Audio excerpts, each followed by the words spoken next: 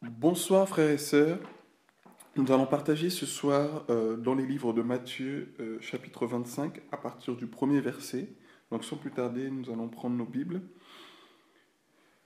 Alors le royaume des cieux sera semblable à 10 vierges qui, ayant pris leurs lampes, allèrent à la rencontre de l'époux. 5 d'entre elles étaient folles et 5 sages. Les folles, en prenant leurs lampes, ne prirent point d'huile avec elles, mais les sages prirent avec leurs lampes de l'huile dans des vases. Comme l'époux tardait, toutes s'assoupirent et s'endormirent. Au milieu de la nuit, on cria, voici l'époux, allez à sa rencontre. Alors toutes ces vierges se réveillèrent et préparèrent leurs lampes. Les folles dirent aux sages, donnez-nous de votre huile, car nos lampes s'éteignent. Les sages répondirent, non, il n'y aura pas assez pour nous et pour vous. Allez plutôt chez ceux qui en vendent et achetez-en pour vous. Pendant qu'elles allaient en acheter, l'époux arriva. Celles qui étaient prêtes entrèrent avec lui dans la salle des noces et la porte fut fermée. Plus tard, les autres vierges vinrent et dirent, Seigneur, Seigneur, ouvre-nous. Mais il répondit, je vous le dis en vérité, je ne vous connais pas. Veillez donc, puisque vous ne savez ni le jour ni l'heure. Amen. Donc on voit que dans ce passage, dans cette parabole, le Seigneur nous montre, nous donne cette révélation, cet éclairage par rapport simplement à l'enlèvement qui va y avoir lieu pour l'Église. C'est-à-dire l'Église qui s'est préparée, l'Église qui a gardé de l'huile dans sa lampe pour être enlevée, pour aller à la rencontre de son roi, de son bien-aimé, de Jésus-Christ de Nazareth, pour les noces. Voilà, en résumé un peu ce passage qui nous parle de cette préparation de l'épouse qui est représentée ici par ces vierges, notamment ces 5 vierges qui ont préparé leur lampe avec de l'huile pour aller à la rencontre de l'époux après avoir entendu le cri qui s'est fait au milieu de la nuit. Donc nous allons voilà, partager ce passage, et notamment au verset 6, donc, c'est-à-dire au milieu de la nuit, on cria, voici l'époux, allez à sa rencontre. Donc on voit que avant que ce cri se fasse, l'Église, c'est-à-dire l'épouse, c'est-à-dire ces vierges qui étaient là, étaient dans un état. Et notamment au verset 5, on nous décrit l'état de cette Église, on nous décrit l'état de ces vierges, hein, comme l'époux tardait, toutes s'assoupirent et s'endormirent. Donc voici l'état que le Seigneur nous présente ici de ces vierges de l'Église, hein, avant le cri, hein, qui va bien sûr réveiller les épouses, mais on nous présente que cette épouse était totalement assoupie, totalement endormie, hein, dans la nuit. Hein. Donc voilà un peu, et nous allons comprendre que c'est l'épreuve, d'abord, premièrement, l'épreuve qui est dure pour un enfant de Dieu, c'est-à-dire l'épreuve du temps, car la Bible nous présente ici que l'époux tardait. Donc c'est à cause du temps, hein, que ces vierges se sont assoupies et se sont endormies, car elles ont attendu, et voilà, elles ont pas attendu assez longtemps, puisqu'elles se sont assoupies et elles se sont endormies. Donc l'épreuve du temps qui est totalement une épreuve dure pour un enfant de Dieu. Et pourquoi? Parce que ça va éprouver notre foi, éprouver véritablement notre amour pour Jésus, éprouver cette parole que nous avons reçue pour voir si véritablement nous allons garder, oui ou non, les commandements de Dieu. Comme le Seigneur dira dans Deutéronome chapitre 8. Voilà, hein, il a fait passer Israël dans le désert pour simplement voir l'état de son cœur, si oui ou non Israël allait garder ses commandements. Et pareil, l'Église que nous sommes aujourd'hui, nous nous retrouvons voilà, dans ce temps, hein, dans ce temps de la nuit, où Satan est en train de régner dans ce monde de ténèbres, où les ténèbres sont là, c'est-à-dire la nuit. Pourquoi? Parce que ici, quand on nous parle de la nuit est simplement en fait une période. Donc à ne pas dissocier par rapport au milieu de la nuit à minuit, c'est-à-dire l'horloge que nous avons aujourd'hui, l'horloge terrestre. L'horloge terrestre n'est pas l'horloge de Dieu, bien aimé, à bien comprendre pour ne pas faire d'amalgame et pour ne pas donner des faux enseignements aux enfants de Dieu. La Bible nous parle ici au milieu de la nuit. Au milieu de la nuit, c'est dans l'horloge de Dieu. Minuit ici en France n'est pas minuit forcément aux États-Unis, n'est pas forcément minuit en Afrique, n'est pas forcément minuit, comment dire, en Israël ou en Chine, tout ça, non. Donc c'est véritablement minuit, c'est-à-dire au milieu de la nuit pour Dieu, c'est-à-dire l'horloge de Dieu, non l'horloge que nous avons sur nos montres, mais véritablement l'horloge de Dieu, parce que Dieu seul connaît véritablement le temps à laquelle il va faire retentir sa trompette pour que l'Église véritable aille à sa rencontre. Amen. Voilà. Donc, ce qui est clair, ce qu'il faut comprendre, c'est que ici, le mot nuit que nous avons dans cette parole, c'est simplement une période, c'est-à-dire un temps.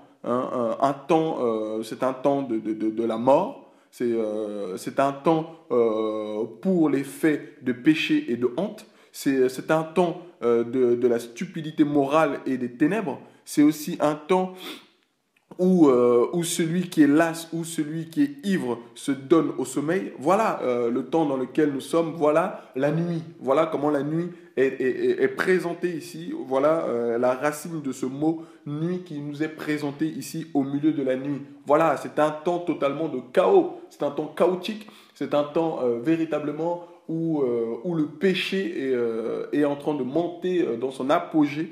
Voilà dans le temps dans lequel nous sommes. Nous sommes dans la nuit, bien-aimés. Toi et moi, nous sommes actuellement dans la nuit.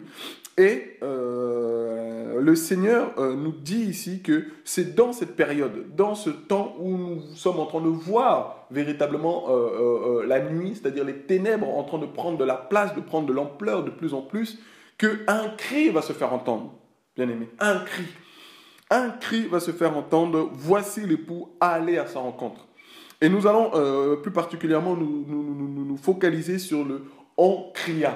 Bien-aimé, pourquoi? Parce qu'aujourd'hui, ça et là, nous entendons des cris, bien-aimé, mais malheureusement, nous n'entendons pas le véritable cri. Le cri de Dieu, c'est-à-dire la voix de Dieu qui appelle ses enfants à sa rencontre. Pourquoi? Parce que il y a tellement de faux cris, il y a tellement des hommes et des femmes qui crient ça et là pour perdre les enfants de Dieu. Alléluia. Et notamment dans Actes, la Bible nous parle, dans Actes chapitre 19, qu'il y a eu aussi des cris, malheureusement, mais ce n'étaient pas des cris qui amenaient les enfants de Dieu à aller vers Dieu, mais qui amenaient du désordre, qui amenaient simplement la division au milieu des enfants de Dieu. La Bible dit dans Actes chapitre 19, à partir du verset 32, « Les uns criaient d'une manière, les autres d'une autre, car le désordre régnait dans l'assemblée. Et la plupart ne savaient pas pourquoi ils s'étaient réunis. » Voilà le problème, bien-aimés. C'est-à-dire que lorsque nous nous rassemblons, lorsque les enfants de Dieu se rassemblent, il y a des cris de gauche à droite. Dans le monde, il y a des cris de gauche à droite. Nous ne savons plus qui crie, frères et sœurs. Malheureusement, beaucoup d'enfants de Dieu ne savent plus reconnaître le cri, c'est-à-dire la voix de Dieu pour aller véritablement à sa rencontre. Pourquoi? Parce que nous sommes dans un temps de nuit, un temps chaotique où Satan travaille, où Satan envoie aussi ses messagers, où Satan envoie aussi ses ministres qui crient, mais qui crient un faux message, qui ne crient pas le message qui amène les enfants de Dieu, qui amène l'épouse, qui amène l'Église vers Jésus, mais qui amène l'épouse de Dieu vers la terre, frères et sœurs, vers les hommes, vers la religion, vers ces différentes choses que nous pouvons voir aujourd'hui, vers la sorcellerie, vers les marabouts, vers toutes ces choses, vers le fétichisme, vers toutes ces choses, bien aimés, que nous sommes en train de constater aujourd'hui, c'est-à-dire toutes ces choses ténébreuses. Voilà dans le temps dans lequel nous sommes. Et malheureusement, nous sommes en train de constater aujourd'hui que des cris, ça et là, se font entendre, mais où sont ces véritables cris que Dieu a suscités, ces véritables trompettes que Dieu a suscité afin de faire retentir sa voix, afin d'appeler ses véritables enfants à aller vers lui, et non à aller vers une dénomination, et non à aller vers des noms, non, et non à aller véritablement que vers Jésus-Christ de Nazareth. Bien-aimés, c'est cela le message que nous avons reçu, c'est-à-dire un cri. On cria, bien-aimés. Et dites-moi, frères et sœurs, ici, quand on nous présente ce cri qui va se faire entendre, voici l'époux, allez à sa rencontre. La Bible nous mentionne qu'au milieu de la nuit, on cria. Dites-moi, bien-aimés, est-ce que le on cria, on nous a décrit la personne qui a crié? Est-ce qu'on nous a dit qu'il était noir? Non. Est-ce qu'on nous a dit qu'il était blanc? Non. Est-ce qu'on nous a dit qu'il était petit? Non. Est-ce qu'on nous a dit qu'il était de telle nationalité? Non. Est-ce qu'on nous a dit qu'il était avec les yeux bleus? Est-ce qu'on nous a dit qu'il était avec telle couleur de... Non, bien-aimé. On nous a dit juste on cria. On ne nous présente même pas celui qui crie. Mais malheureusement, aujourd'hui, ce que nous voyons, c'est que nous voyons plus les hommes qui crient que d'entendre la voix pour reconnaître la voix du bon berger, frères et sœurs. Mais malheureusement, c'est ce que nous constatons. Nous constatons plus, nous voyons beaucoup plus. C'est-à-dire ceux qui crient que la voix en elle-même pour pouvoir discerner si c'est la voix de Dieu, oui ou non. Et comme nous présentons plus l'homme, comme nous présentons plus l'image que la voix que nous avons reçue, c'est-à-dire la voix du bon berger, pour aller à sa rencontre. Pourquoi? Parce que l'épouse a besoin d'entendre la voix du bon berger. L'épouse a besoin d'entendre la voix du berger par excellence. L'épouse a besoin d'entendre véritablement la voix de son époux, bien-aimé, pour aller à sa rencontre. Elle a besoin d'entendre sa voix. Pourquoi? Parce que la Bible nous dit, dans Jean chapitre 10, bien-aimé, en vérité, je vous le dis, celui qui n'entre pas par la porte dans la bergerie, mais qui y monte par ailleurs, est un voleur et un brigand. Mais celui qui entre par la porte est le berger des brebis. Le portier lui ouvre et les brebis entendent sa voix. Alléluia. Les brebis entendent sa voix. Il appelle par leur nom les brebis qui lui appartiennent. Et il les conduit dehors. On va s'arrêter là, bien-aimés. Donc, on voit déjà ici que dans ce passage, le Seigneur, c'est Dieu qui va susciter des instruments, Dieu qui va susciter des trompettes que nous sommes. Nous sommes simplement des instruments, bien-aimés. Nous n'avons pas besoin de montrer nos noms, nous n'avons pas besoin de dire qui nous sommes, nous n'avons pas besoin de montrer là où nous sommes. Non, bien-aimés. Nous voulons simplement que Dieu appelle, que les enfants de Dieu entendent la voix de leur maître pour aller à son rencontre, bien-aimé. C'est ça le plus important. Pourquoi? Parce que la Bible nous présente un cri qui annonce une voix laquelle, c'est-à-dire la voix du Seigneur qui appelle ses enfants à travers sa parole, bien-aimé. Pourquoi? Parce que sa parole nous appelle véritablement ses enfants à écouter la voix du bon berger, à écouter la bonne parole, à écouter le bon message, à écouter le vrai message que Dieu nous avait donné depuis la fondation du monde, bien-aimé. Parce que nous avons été créés dès la fondation du monde, dans le ciel, frère. Et maintenant que nous sommes sur terre, nous avons besoin de réécouter la voix de notre Dieu, entendre la voix de notre Dieu, de notre berger qui nous a fondés dès la fondation du monde, qui nous avait créés dès la fondation du monde pour nous parler. Et c'est pour cela, bien-aimés, que plus en plus, plus les voix véritables de Dieu vont sonner de la trompette, plus les véritables enfants de Dieu, ceux qui ont été appelés dès la fondation du monde, à écouter cette voix, à écouter les véritables voix pour aller à la rencontre de Dieu, bien-aimé, eux vont entendre cette voix. Ils vont reconnaître la voix de Dieu, c'est-à-dire sa parole dans son entièreté, sa parole dans sa totalité, sa parole dans la vérité et non dans le mensonge. Et ici, la Bible nous dit que, voilà, les brebis entendent sa voix. Les brebis entendent sa voix, bien-aimé. C'est-à-dire que les enfants de Dieu entendent la voix du bon berger et non la voix d'un homme, et non la voix d'une dénomination, et non la voix d'une religion, mais la voix du bon berger, la voix de Jésus-Christ de Nazareth.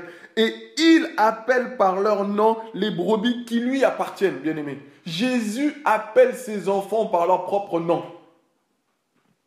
Parce qu'il nous connaît, parce qu'il te connaît, parce qu'il me connaît, parce qu'il connaît son Église, qu'il a créée dès la fondation du monde, qu'il connaît, l'Église qu'il lui-même a bâtie par son sang qu'il a versé à la croix, bien-aimé.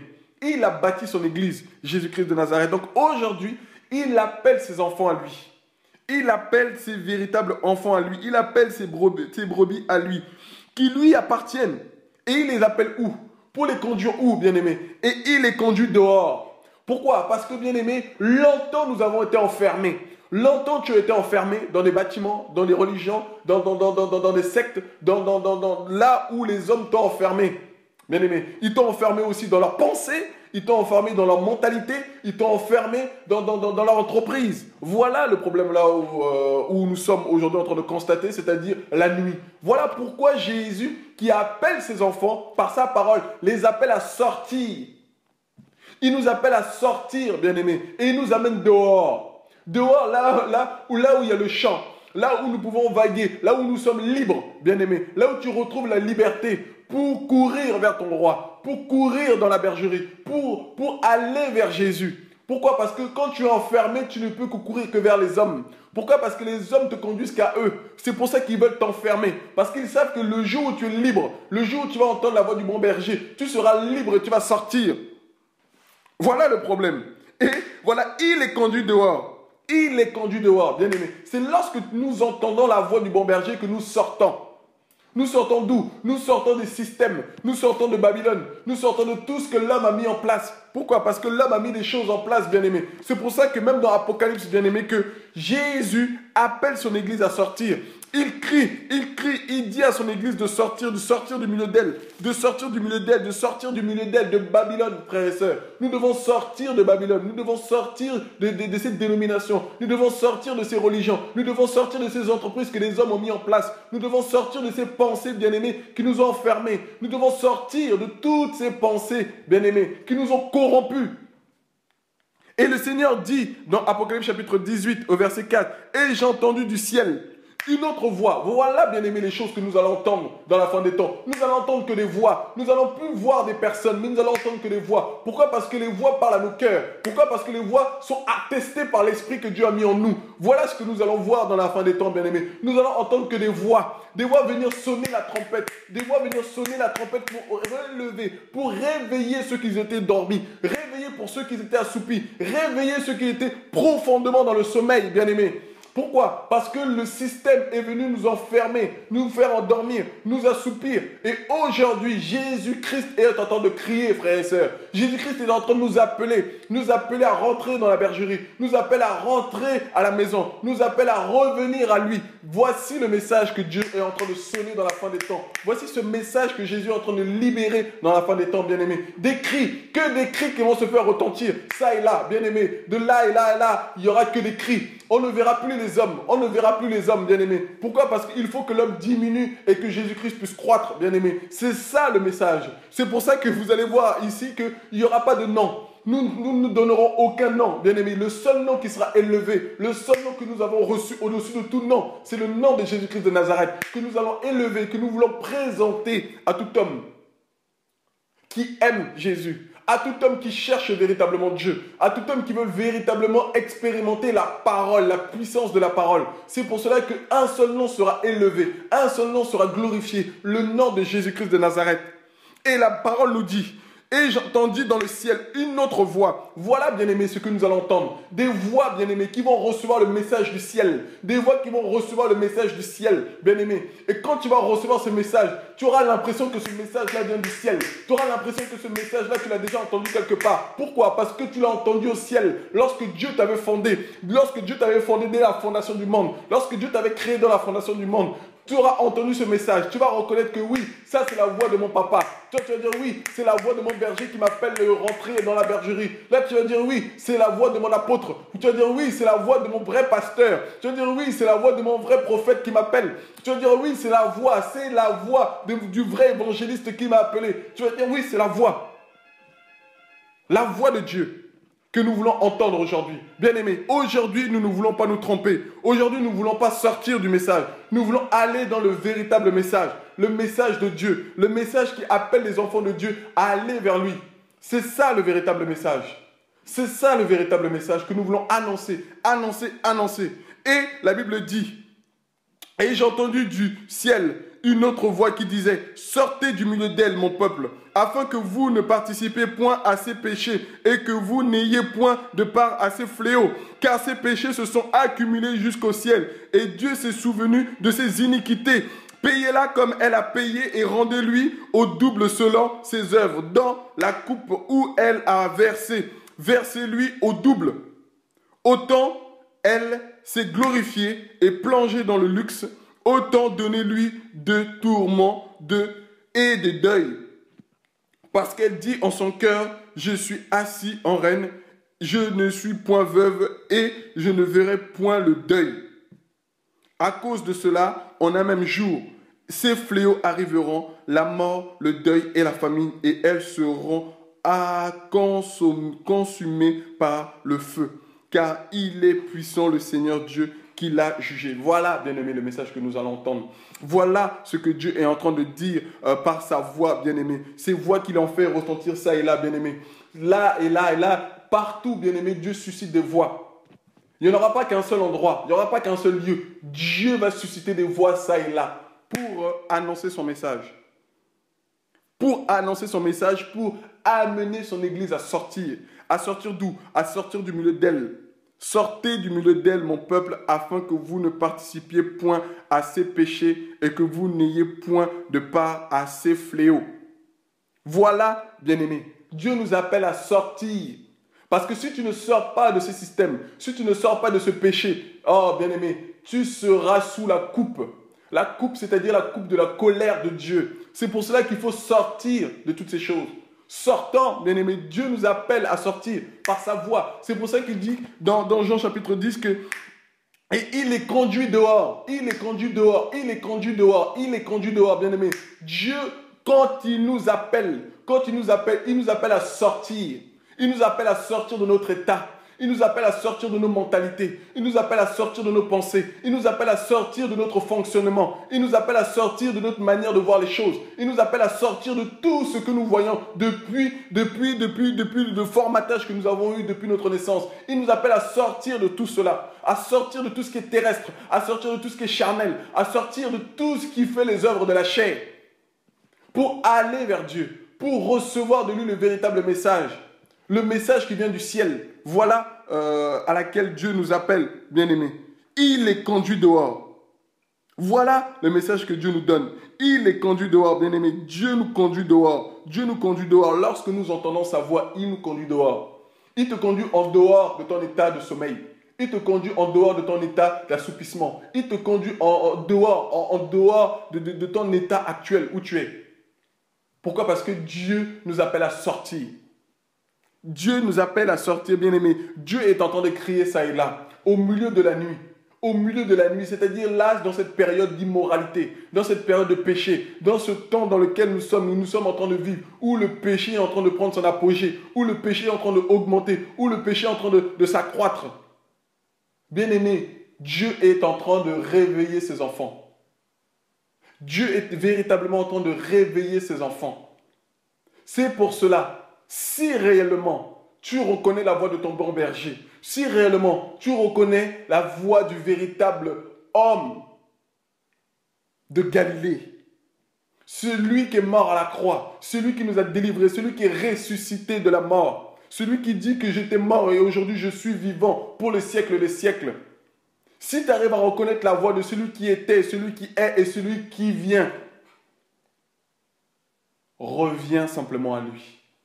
Bien-aimé, cette voix qui se fait entendre, ce cri qui se fait entendre au milieu de la nuit, bien-aimé, elle n'annoncera qu'une seule personne. Elle présentera qu'une seule personne, l'époux, Jésus, pour nous conduire, pour nous amener à lui. C'est pour cela, mon frère et ma sœur, je veux t'encourager à aller vers Jésus. C'est pour cela, mon frère et ma sœur, je veux t'encourager à véritablement reconnaître la voix de ton Dieu, à travailler cette intimité avec lui, pour connaître sa voix, pour reconnaître sa voix, parce que nous avons besoin de reconnaître sa voix. Pourquoi? Parce que des faux ministres sont là, bien-aimés. Des faux ministres sont là pour diffuser un faux message de Dieu.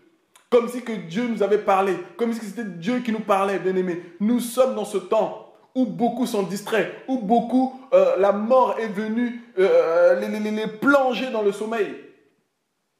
Pourquoi? Parce qu'ils ont reçu et entendu un faux message, qui ne les tenait pas en éveil. Qui ne les tenait pas en éveil. Je vous dis la vérité, qui ne les tenait pas en éveil. Et c'est ça le problème. C'est véritablement ça le problème. Et c'est ça qui fait que beaucoup d'enfants de Dieu sont là en train de dormir. Sont là véritablement en train de dormir, bien-aimés. C'est pour cela que Pierre va dire dans 2 Pierre chapitre 1 au verset 13, « Et je regarde comme un devoir, aussi longtemps que je suis dans cette tente, de vous tenir en éveil par des avertissements. » Voilà, bien-aimés, la voix de ces trompettes. C'est-à-dire de nous tenir en éveil, de véritablement tenir en éveil, de ne pas nous laisser assoupir par les distractions, de ne pas nous laisser assoupir par la séduction, de ne pas nous laisser assoupir par la compromission, de ne pas nous laisser assoupir par les dénominations, de ne pas nous laisser assoupir par les hommes ça et là, de ne pas nous laisser assoupir, bien aimé, par les fausses prophéties, de ne pas nous laisser assoupir par tout ce que le monde nous présente, de ne pas nous laisser assoupir, bien aimé, mais de tenir éveillé, de tenir éveillé. Voilà le message que nous sommes en train de propager, afin que les enfants de Dieu se tiennent en éveil et ne se laissent pas séduire par l'ennemi. Et ne se laissent pas séduire par l'ennemi. Nous ne voulons pas, bien-aimés, nous laisser tromper. Nous ne voulons pas nous laisser égarer. Nous ne voulons pas véritablement tomber dans le sommeil. Nous ne sommes pas meilleurs que nos pères.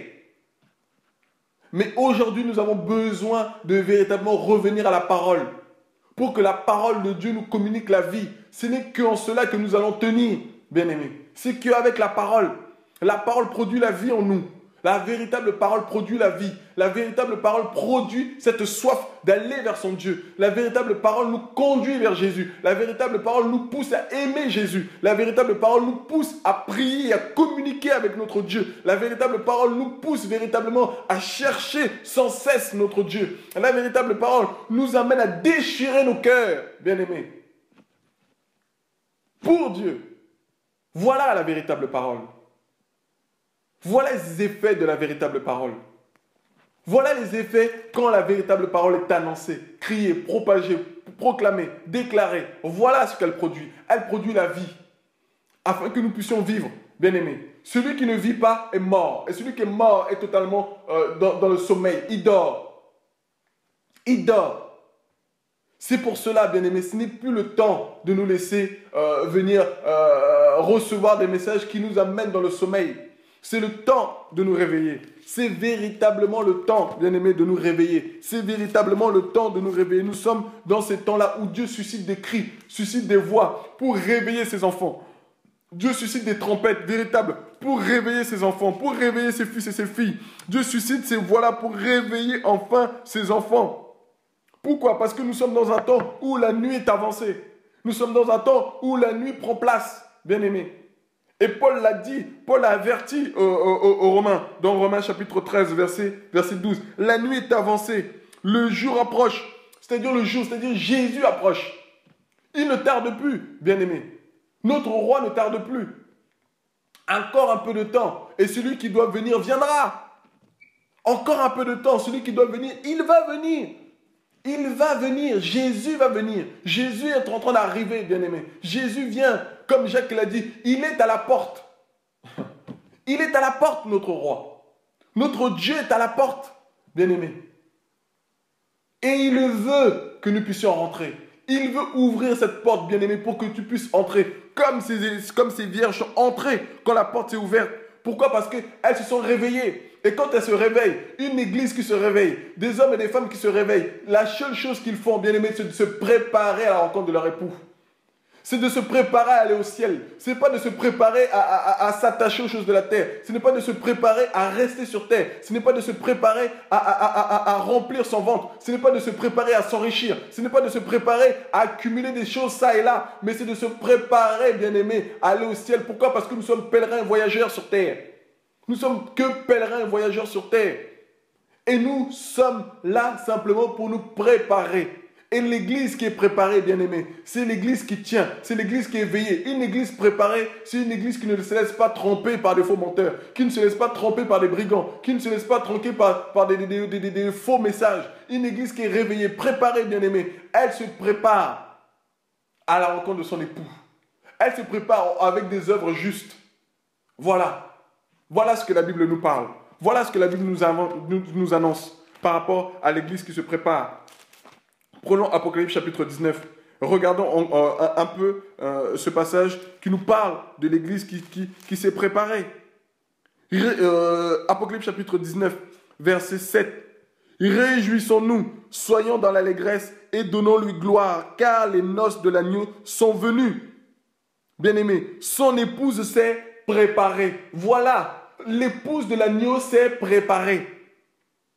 Et il lui a été donné de se revêtir d'un fin lin éclatant pur, car le fin lin, ce sont les œuvres justes des saints. Voilà, bien-aimé, voilà cette préparation, c'est-à-dire une préparation à la sainteté, une préparation à la sanctification, une préparation à une vie de mise à part pour Dieu.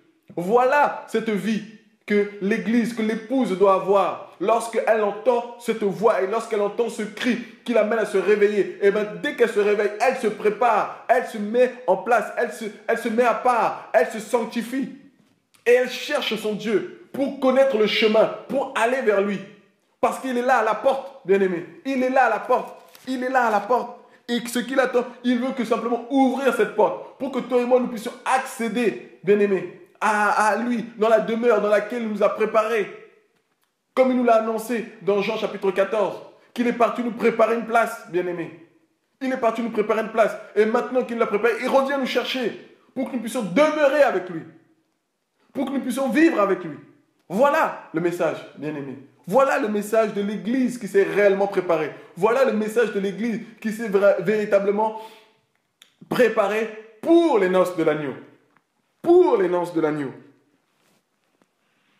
La nuit est avancée, le jour approche. Dépouillons-nous donc des œuvres des ténèbres et revêtons les armes de la lumière. Bien-aimés, voilà le message. Dépouillons-nous des œuvres des ténèbres. Dépouillons-nous du péché, dépouillons-nous de l'incrédulité, dépouillons-nous de toutes ces choses, du doute, dépouillons-nous de toutes ces choses, bien-aimés, qui freinent la foi, qui freinent véritablement notre marche avec Jésus, qui freinent tous les jours la division, les querelles, les murmures, les calomnies, toutes ces choses, bien-aimés. Dépouillons-nous de ces choses.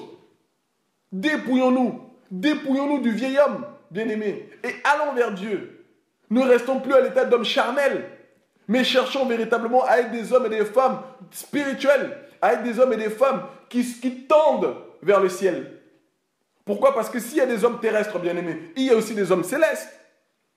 Paul en parle, il annonce cela aux Corinthiens. Mais nous, aujourd'hui,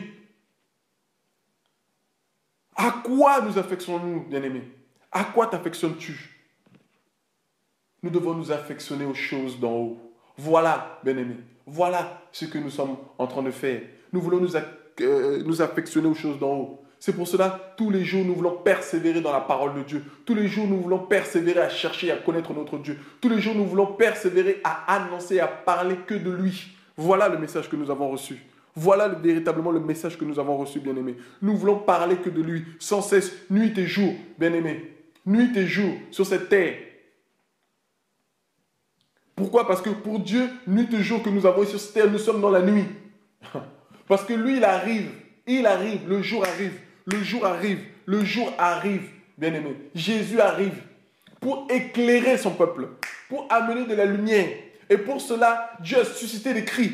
Dieu a suscité des cris pour préparer son chemin. Dieu a suscité des cris comme au temps de Jean-Baptiste pour préparer le chemin. Des bouches qui vont sonner de la trompette. Des bouches qui vont avertir pour amener les hommes à se repentir. Pour amener les hommes à préparer leur cœur, à recevoir l'Esprit de Dieu, à recevoir Dieu dans leur cœur, afin de recevoir la marque de Dieu, afin de recevoir le sceau de Dieu, afin qu'ils puissent être sauvés, délivrés, bien-aimés.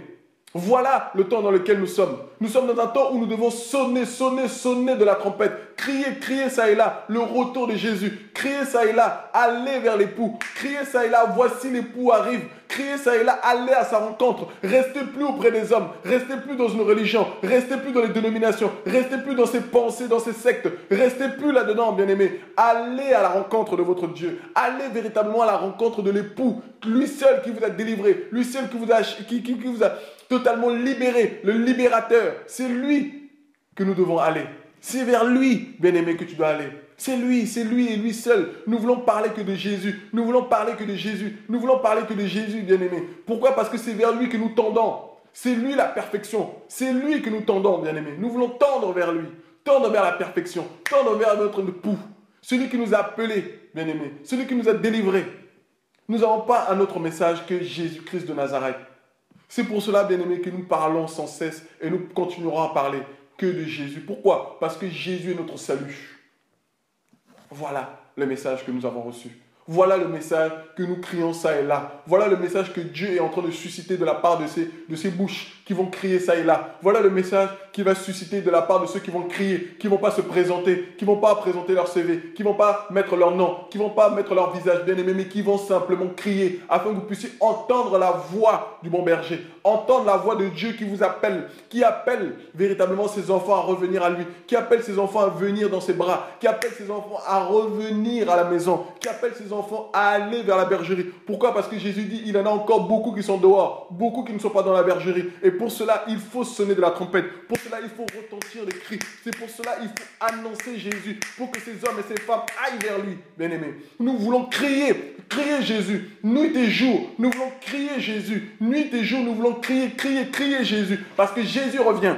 Jésus revient chercher ses enfants. Jésus revient véritablement amener ses enfants au ciel. Oui, bien-aimé, nous allons aller au ciel. Oui, bien-aimé, l'enlèvement arrive. Oui, mon frère et ma soeur, Jésus est en train de te préparer pour l'enlèvement. Oui, mon frère et ma soeur, tu dois te préparer. Nous devons nous préparer pour l'enlèvement, pour ce mystère de Dieu qui va arriver, bien-aimé, au son de la 7e trompette, au son de la dernière trompette. Le mystère de Dieu va s'accomplir. Le mystère de Dieu va s'accomplir. Les véritables enfants de Dieu, l'épouse de Dieu, l'église véritable sera enlevée, sera délivrée de ce monde, sera délivrée de cette période de péché, sera délivrée de cette nuit, sera délivrée de ce monde des ténèbres, sera délivrée de cette dénomination, sera délivrée, bien-aimé, de ces hommes. Voilà le message que Dieu est en train de crier. Voilà ce que Dieu crie, ça et là, bien-aimé. Dieu est en train de crier pour appeler ses enfants à lui. Dieu est en train de crier pour ramener ses enfants à lui, bien-aimé. Pourquoi? Parce qu'ils ont été longtemps prisonniers. Ils ont été longtemps captifs des religions, captifs des hommes, captifs de ces entreprises, captifs, bien-aimés, de ces pensées qui ont amené la division au milieu des enfants de Dieu. Regardez autour de vous, bien-aimés, quand vous voyez ces religions, bien-aimés, tous prônent le nom de Dieu. Mais pourquoi y a-t-il des noms, ça et là? Nous avons reçu un seul nom, bien-aimés, le nom par lequel nous puissions être sauvés, que le nom de Jésus-Christ de Nazareth. Un nom au-dessus de tout nom. Bien-aimés, tous les noms que vous pouvez avoir de dénomination, il y a un seul nom qui est élevé au-dessus de tout. C'est le nom de Jésus-Christ de Nazareth. Et c'est à ce nom-là que nous devons tous revenir. Revenir au nom de Jésus. À quel nom tu appartiens? À quelle église tu appartiens? Tu appartiens à l'église de Jésus, pas à l'église de tel. Nous appartenons à l'église de Jésus. Pourquoi? Parce que c'est Jésus qui a bâti son église. Ce n'est pas un homme, bien-aimé. C'est Jésus qui a bâti son église. C'est Jésus à lui et à lui seul à laquelle nous devons revenir. Lui seul, nous devons revenir à lui, bien-aimé. C'est pour cela que ce message, bien-aimé, qu'il puisse véritablement toucher nos cœurs, qu'il puisse véritablement retentir comme un cri, afin de nous réveiller, afin de véritablement nous amener à lui, afin de véritablement comprendre que Dieu nous appelle, que véritablement Jésus, que nous disons que nous l'aimons, qu'il nous appelle en dehors, il nous appelle à aller dehors, c'est ça l'église. L'église est appelée à aller hors d'eux, c'est ça Ecclésia, bien-aimé. Nous sommes appelés à aller dehors, dehors. C'est pour ça qu'il dit dans Jean 10 qu'il est conduit dehors. Voilà, il nous conduit dehors pour aussi aller sonner de la trompette ça et là, bien-aimé, pour que ceux qui n'ont pas encore entendu le message là, qu'il faut qu'eux aussi puissent être délivrés, libérés, affranchis, bien-aimés, en entendant la vérité. Parce qu'il n'y a que la vérité qui affranchit. Il n'y a que Jésus-Christ de Nazareth qui affranchit. Et lui seul pourra nous affranchir. Lui seul pourra nous affranchir. Voilà le message que nous annonçons. Voilà le message que nous sommes en train d'annoncer, ça et là, bien-aimés. Nous ne voulons pas élever un homme. Nous ne voulons pas élever une dénomination. Nous ne voulons pas. Nous voulons simplement élever Jésus-Christ de Nazareth. Lui seul mérite la gloire. Lui seul mérite l'honneur. Lui seul mérite la magnificence. Lui seul mérite la majesté. Lui seul et lui seul, bien-aimés. Lui seul, nous voulons élever, car lui seul a été trouvé digne. Aucun homme, bien-aimé, mais lui seul a été trouvé digne. Jésus a été trouvé digne de venir nous libérer, libérer du péché, libérer de la pensée des hommes, libérer de ce monde, libérer de ce monde de péché, libérer de ce monde de ténèbres. Bien-aimé, Jésus nous appelle. Jésus t'appelle, toi et moi, mon frère et ma sœur, à aller vers lui, à aller vers lui. À aller vers lui. Regardons un peu, bien-aimés, autour de nous. Regardons un peu ceux et celles qui crient, ceux et celles qui disent qu'ils crient. Bien-aimés, nous devons avoir le discernement de ceux qui crient, avoir le discernement de la véritable voix de Dieu qui fait retentir sa voix, bien-aimés. Nous devons comprendre cela. Le cri n'a pas été présenté, bien-aimés. Cette personne qui a crié ici dans Matthieu 25 au verset 6, la Bible nous dit simplement qu'en cria. Mais bien-aimés, dites-moi qui a crié? Qui a crié, bien-aimé Père? On ne peut pas décrire cette personne. Mais aujourd'hui, on ne voit que ça. Les personnes qui crient, on ne voit que eux. On ne voit que eux. On ne voit que eux. On n'entend même plus le message. Tellement que l'homme est distrait dans ce qu'il voit, eh bien, il n'entend plus le message. Il est plus focalisé sur ce qu'il voit que ce qu'il entend. Voilà le problème. Et je vous dis la vérité, l'homme a été fait comme ça. Il a besoin de voir pour croire. L'homme a besoin de s'imager les choses. C'est pour ça que même Dieu, eh bien, beaucoup ont du mal à s'imager Dieu. Ils ont besoin de représenter Dieu comme un homme vieux avec une grosse barbe blanche. Ils ont besoin de représenter Jésus avec des yeux bleus, avoir des photos de lui, ça et là, dans leur maison. Ils ont besoin de représentation. Alors que Dieu nous demande de ne pas faire ces choses. Ces choses sont abominables pour lui.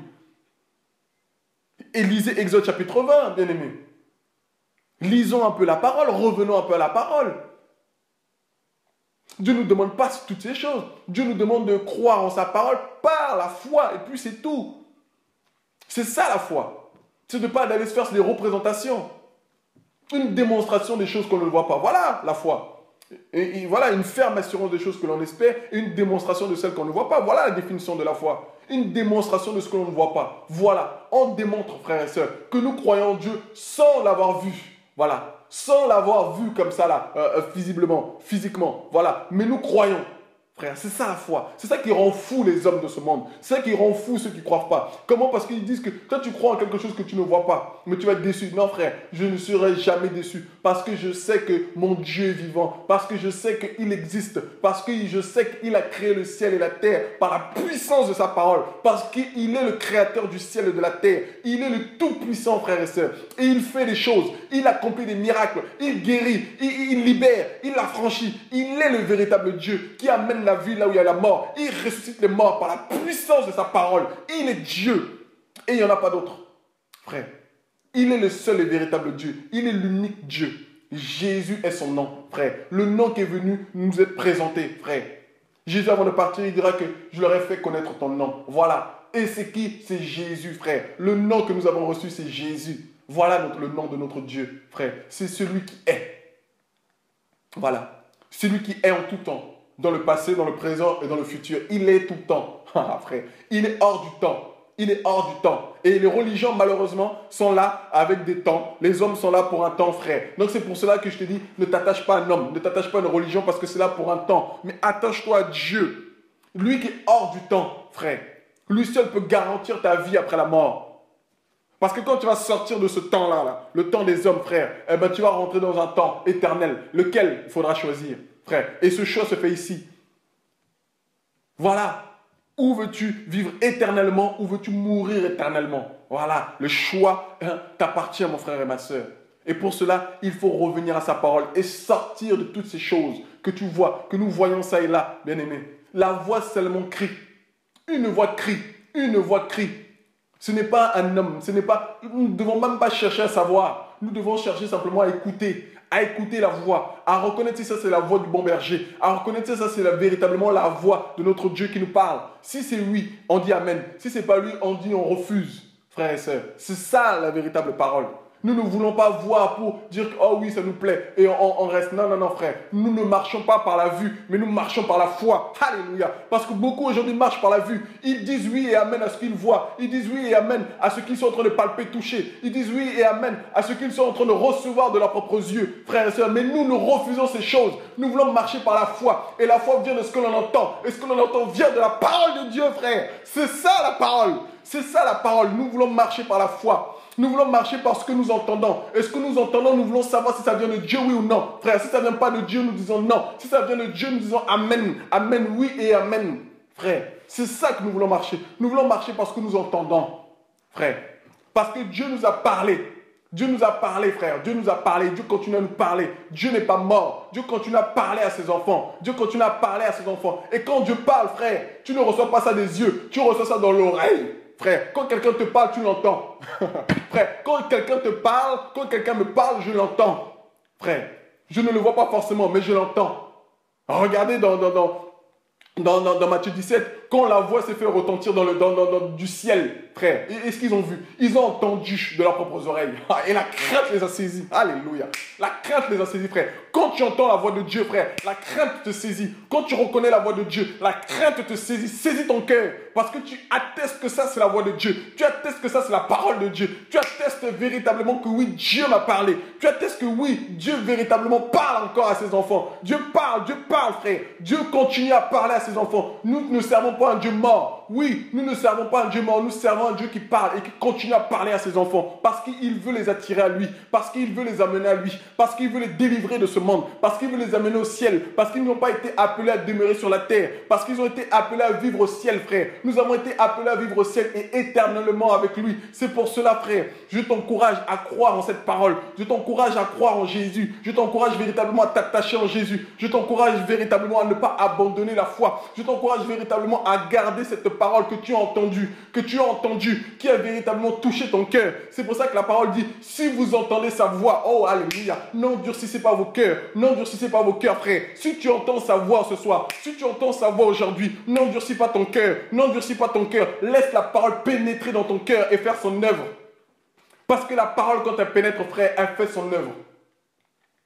Quand la parole est semée quelque part, le cœur c'est la terre, frère. C'est comme cette graine qui tombe en terre et qui meurt. Et elle produit des fruits. Frère, si tu laisses cette parole pénétrer ton cœur, cette terre qui est ton cœur, frère, tu vas la laisser et elle va produire. Elle va produire des fruits. Elle va produire des fruits. Elle va te transformer. Elle va te malaxer. Elle va véritablement changer ton aspect, frère. Elle va changer ton caractère. Parce que la parole nous change, la parole nous transforme. Et nous voulons véritablement que la parole nous transforme parce que nous voulons vivre par la foi. C'est ça, les hommes et les femmes qui marchent par la foi. C'est les hommes et les femmes qui ne se laissent pas distraire par ce qu'ils voient, mais ils veulent véritablement marcher par ce qu'ils entendent, c'est-à-dire la foi. Frères et sœurs, c'est ça la parole. C'est ça la parole que nous avons reçue. C'est ça la parole que nous voulons diffuser. C'est ça la parole que nous voulons faire retentir. C'est ça cette parole que nous voulons faire retentir dans sa fin des temps. Oui, bien-aimé, pourquoi? Parce qu'aujourd'hui, dans la fin des temps, bien-aimé, aujourd'hui, malheureusement, bien-aimé, tout le monde veut nous amener à la vue. Veut nous amener à ce sens-là, à voir. Pourquoi? Parce que c'est comme ça que l'homme marche. Bien-aimé, regardez. Regardez, pour vous faire acheter quelque chose, on est obligé de vous le montrer à la télé. C'est pour ça que les pubs sont là, bien-aimés. Tu es là, tu bois des yeux et après, qu'est-ce que tu fais? Tu vas et tu prends. Voilà. Ta pensée, on trouble déjà ta pensée parce que tu vas voir par la vue et ça amène la convoitise. Et Jacques décrit bien cela, frères et sœurs. Voilà. Et c'est comme ça que beaucoup de marchands travaillent. C'est pour ça que beaucoup de faux ministres de Dieu travaillent, frères et sœurs. Ils veulent travailler l'aspect de la vue. Mais ils ne veulent plus travailler l'aspect de la voix qui crie, de la voix qui se fait retentir, de la voix qui te fait entendre si véritablement c'est un message de Dieu ou non. Ils ne veulent t'amener à la vue. Frères et sœurs, c'est la séduction. La séduction t'amène la vue. La séduction, ça ne se fait pas entendre. La séduction, ça se fait véritablement voir. Il faut que tu voies la séduction. La séduction, ça se voit, frère. Ça se voit, ça séduit les yeux, ça séduit, c'est beau et agréable à la vue. Regardez ce que Ève a dit quand elle a vu les fruits de l'arbre du bien et du mal. Elle a dit quoi? C'est agréable à la vue. Voilà, frère. Voilà, quand tu dis que c'est agréable à la vue, tu t'es déjà trompé, tu t'es déjà laissé séduire. Voilà le problème. Alléluia. Nous devons revenir à la parole de Dieu. Revenir à cette parole qui communique la vie. Bien-aimé. Pourquoi? Parce que nous sommes dans un temps de mort. Nous sommes dans un temps de sommeil. Et Dieu veut réveiller son peuple. Dieu veut réveiller ses enfants. Dieu veut véritablement appeler ses fils et ses filles à revenir à lui. C'est ça le message. Bien-aimés, nous voulons partager Jésus. Nous voulons témoigner de Jésus. Nous sommes appelés à être des témoins de lui et de lui et de lui seul. Nous ne voulons pas témoigner un homme. Nous ne voulons pas témoigner d'une nation. Nous ne voulons pas témoigner autre chose, bien-aimés, que ce que nous avons reçu et entendu, c'est-à-dire Jésus-Christ de Nazareth, frère. Jésus-Christ de Nazareth.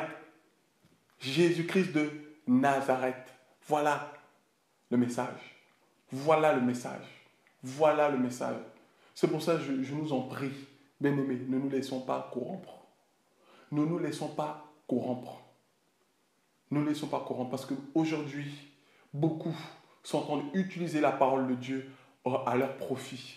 Beaucoup sont en train d'utiliser la parole de Dieu afin de nous égarer, de t'égarer, mon frère et ma soeur, pour nous égarer sur un autre chemin, non le véritable chemin qui est Jésus-Christ de Nazareth, mais nous égarer dans un autre chemin. Pourquoi? Parce qu'il veut nous communiquer à notre esprit, non l'esprit de la vérité, mais l'esprit de l'erreur, comme 1 Jean chapitre 4 le dit. Voilà le problème. Et nous ne voulons pas, nous refusons cela, bien-aimés. Nous voulons véritablement vivre par la foi. Nous voulons vivre sur la parole de Dieu. Et nous ne voulons pas nous détourner de ce message. Nous ne voulons pas nous détourner de ce que nous avons entendu et cru, bien-aimés. Nous ne voulons pas. Nous ne voulons pas. Nous ne voulons pas, bien-aimés. C'est pour cela, mon frère et ma soeur, je nous appelle véritablement à revenir à sa parole. À véritablement revenir à sa parole. Pourquoi? Parce que plus nous avançons, plus des faux ouvriers, plus les ministres de Satan sont en train de travailler pour annoncer un faux message. Et ça ne s'est pas produit qu'aujourd'hui, bien-aimés. Ça s'est aussi produit au temps de Paul. Si nous pouvons prendre 2 Thessaloniciens, chapitre 2, vous allez voir qu'à cette époque, Paul, à l'église de Thessalonique, envoyait des lettres. Paul, forcément, on ne le voyait pas. Hein. Il y a une église que vous pouvez faire des recherches. L'église de Colosse n'avait pas vu Paul. Voilà, l'église de Colosse n'avait pas été bâtie par Paul, mais notamment un de ses disciples, Epaphras, un de ses frères. Voilà, et notamment, voilà, il envoyait des lettres. Il avait envoyé cette lettre-là aux Colossiens, que nous connaissons, l'épître aux Colossiens. Et cette épître-là, voilà, Paul le dit. Paul le dit que, après avoir reçu cette lettre-là, passez-le aussi dans Colossiens chapitre 4. Voilà, passez-le aussi à l'église de la Odyssée. Voilà le message. Ils n'avaient pas forcément vu le visage de Paul, mais ils avaient reçu la lettre, ils l'avaient entendu, pour savoir si véritablement c'était en conformité avec ce que Epaphras leur avait enseigné dès le départ. Voilà. Et l'église de Thessalonique va rencontrer un problème, bien aimé. Et Paul va aller dénoncer ce problème. Pourquoi? Parce que cette église avait reçu un faux message. Et il y avait eu un déguisement, il y avait eu une séduction de la part de certains hommes, des faux ministres de Christ, c'est-à-dire les ministres de Satan, étaient venus avec un faux message pour détourner la foi des Thessaloniciens. Et c'était là le problème. Donc nous sommes dans 2 Thessaloniciens, chapitre 2. Je lis au nom du Seigneur. Paul,